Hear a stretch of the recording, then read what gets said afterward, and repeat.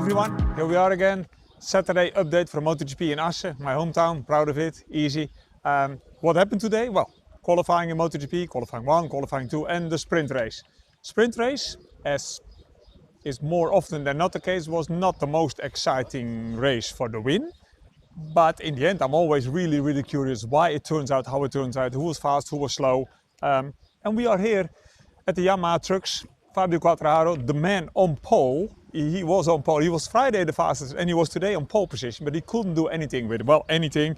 Let me check here. On pole, showed good race pace, but he dropped down to P5 and then he lost it. And that is not the only thing. With Yamaha, they have more problems because he was the only Yamaha that had like a decent pace. On pole is really good. Couldn't do anything with the Yamaha because the Yamaha don't have the power. So the Yamaha makes the lap time by being very smooth and having a very high average speed. But as soon as a Ducati comes by, the Ducati passes by with the power, stops it, and you can't ride through somebody in the corner. So the Yamaha is difficult to fight for positions with. And yeah, for example, Jack Miller suffered a lot on the Yamaha, Alex Rins suffered on the Yamaha, Miguel Oliveira suffered on the Yamaha. It was all not so nice for Yamaha.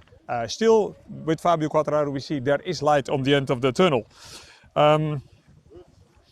So far so good. They don't find something really special for tomorrow with Yamaha, but their hope is on the conditions, the weather in Holland, where my hope is usually also up, because not that good temperatures today and yesterday, but tomorrow with a little bit of luck, actually here we are at the Pramac team of Jack Miller, tomorrow with a little bit of luck we have higher temperatures and then everybody can go the hard front tire, and probably also choose the medium rear tire, and without touching the bike this will change the world, because Michelin's allocation for this race is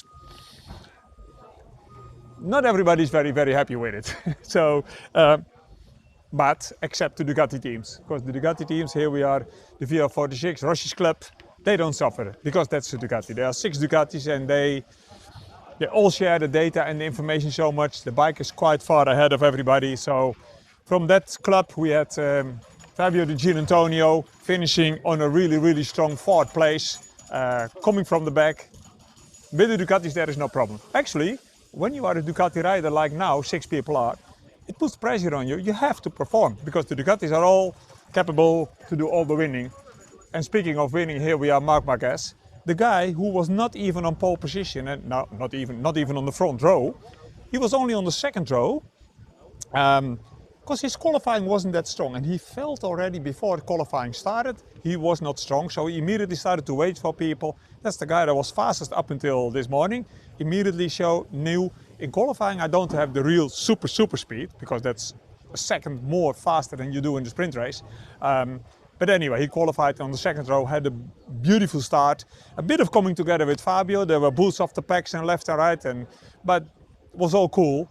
And from that moment on, the win was gone. The win, Marc Marquez took the lead and never looked back. He could look back, and if he would have, he would see his brother on the next Ducati team that we are having here. Alex Marquez having a beautiful season, as long as you like 2nd places, because he's doing 2nd places all the time behind his brother. And he did another 2nd place here. The thing I don't really like from this 2nd place, actually now he's passing when we are speaking about it, the thing I don't really like so much from Alex is he doesn't attack his brother.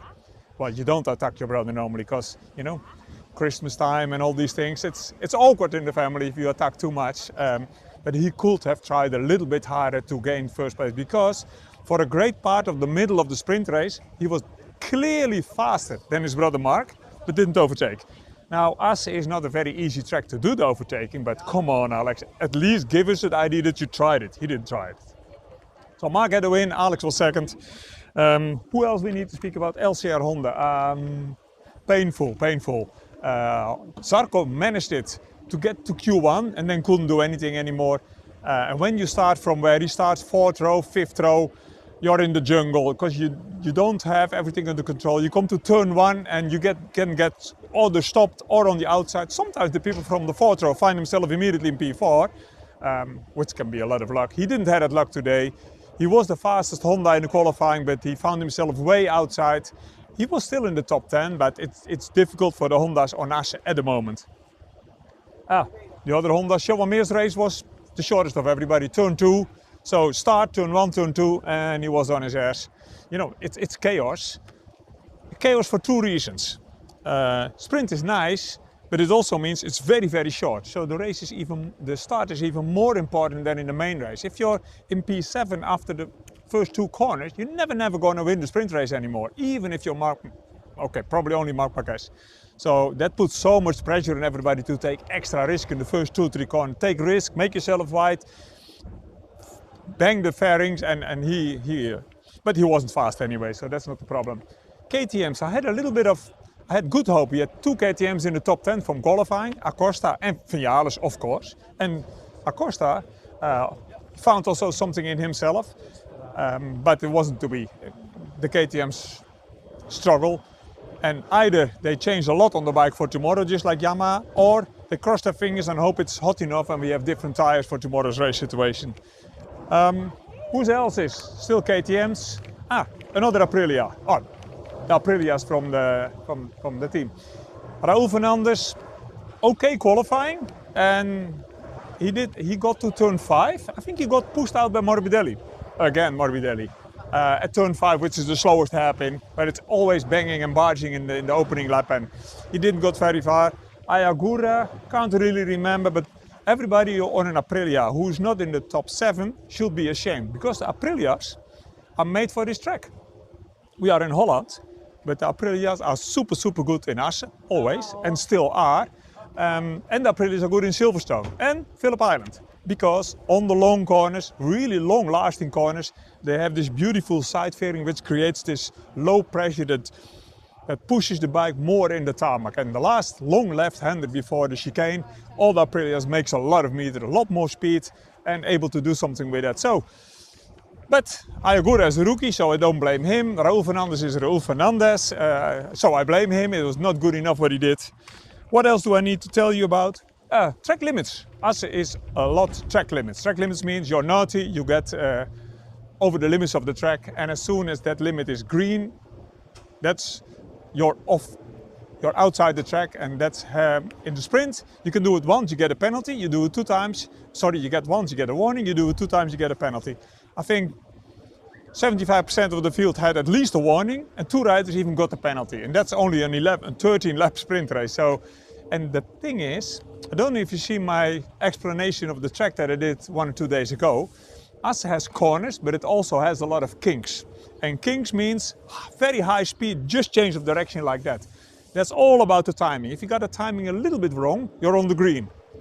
If you got it a little bit more wrong, you're on the grass and you're in your ass and you're in all sorts of troubles. It's so easy to get on the green in Assen. Not because they changed the layout or anything. This is one of the last really motorbike racing tracks, really made for motorbikes. But yeah, because it has this fast kinks, and all these bikes with these arrows, they change direction so heavy, making things more complicated. So 15 of 22 riders got the warning, and 2 got even the penalty, and that's only the short sprint.